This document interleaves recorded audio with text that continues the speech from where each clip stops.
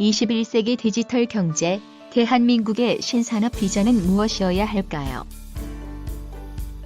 우리나라는 주력 산업 대부분이 노후화된 가운데 반도체를 이어 국부를 창출할 산업 전략이 보이지 않습니다. 21세기 디지털 경제의 산업 구조에 맞는 신산업 비전을 찾아야 합니다. 지금 우리는 어떤 산업 정책을 펼치고 있나요? 첫째, 역대 정부마다 신기술 첨단 분야를 신성장 동력으로 정해 육성 정책을 펼치고 있습니다.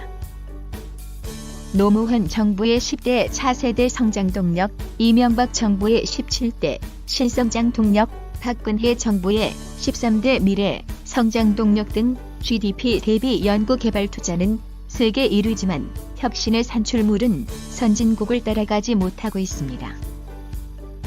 문재인 정부도 8대 핵심 선도 분야에 2019년 20조 원의 예산을 투입하기로 했습니다. 첨단 분야라고 끌어모았을 뿐 어떤 신산업 비전 아래 짜여진 산업정책은 아닙니다. 둘째, 규제개혁이 곧 혁신성장이라는 프레임에 갇혀 있습니다. 규제개혁을 성장정책의 핵심 전략으로 추진하고 있습니다.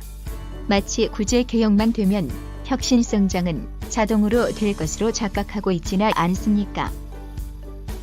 어떤 형태의 선진국을 지향할 건지 국가적 기획 능력이 없고 국민적 컨센서스도 없이 부처 간 따로따로 정책을 추진한다면 혁신이 일관성 있게 추진될 수 없습니다. 지향하는 국가 목표와 어떤 모델로 갈 건지가 정해지면 그 목적을 향하여 각 분야 혁신이 이루어집니다.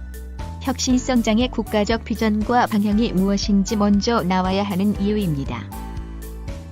중국은 제조국이 2025, 일본은 소사이어티 5.0, 싱가포르는 스마트 네이션, 독일은 인더스트리 4.0 등 각국은 국가산업 비전 아래 혁신 성장을 추구하고 있습니다. 우리나라는 어느 분야에 집중해 차별화할 것입니까?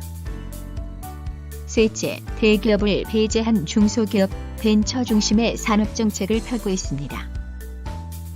오늘날은 기업 간 경쟁이 아니라 생태계 간 경쟁 시대입니다. 일례로 자율주 행사도 한국 자동차 생태계와 미국 자동차 생태계가 경쟁하는 국가 산업 간 대항전입니다. 각국의 산업 생태계 내 핵심 주체는 글로벌 대기업들입니다. 그렇다면 한국의 미래 신산업의 필요 충분 조건은 무엇일까요? 첫째, 무엇보다 AI 시대에 대응해 대규모 일자리를 제공할 수 있는 고용 효과가 높은 산업이어야 합니다. 양질의 제조업 일자리를 대체할 수 있는 굴뚝 없는 공장으로 제조 강국에서 소프트 강국으로 변모시키는 소프트 산업이어야 합니다. 우리 국민의 생활 수준에 걸맞는 고부가가치 산업이어야 합니다. 둘째로 특정 대기업에게만 의존하는 산업이 아니라 중소기업 생태계가 폭넓게 형성될 수 있어야 합니다. 한국의 반도체 산업은 세계 1등이지만 후방 산업인 장비와 소재 분야 점유율은 모두 10% 이하에 그칩니다. 삼성과 SK하이닉스의 영업이익률이 50%에 육박해도 장비업체, 재료업체, 설비업체, 부분품업체 등은 낙수 효과를 별로 누리지 못합니다.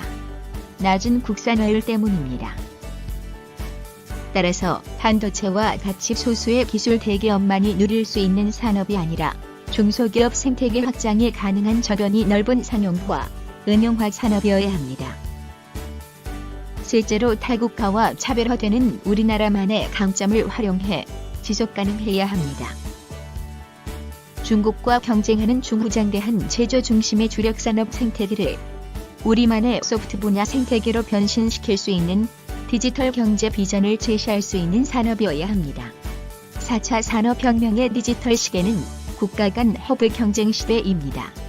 즉, 글로벌 연결성을 어떻게 확보하느냐의 게임입니다. 일례로 캘리포니아는 자율주 행자 연구 인력과 수요가 몰려들고 있습니다. IoT는 중국 선전과 싱가포르가 테스트 베드로 자리 잡고 있습니다. 스위스는 크립토밸리라고 불릴 만큼 블록체인 벤처들이 몰려 있습니다. 일본은 특히 유통기술과 관련한 각종 AI 제품의 테스트 베드가 되고 있습니다. 우리는 무엇으로 허브 위상을 확보할 수 있습니까? 포스트 반도체, 디지털 경제 3대 신산업 비전에 대해 더 많은 정보를 얻고 싶으면 뉴 패러다임 미래연구소의 관련 콘텐츠를 참고하십시오.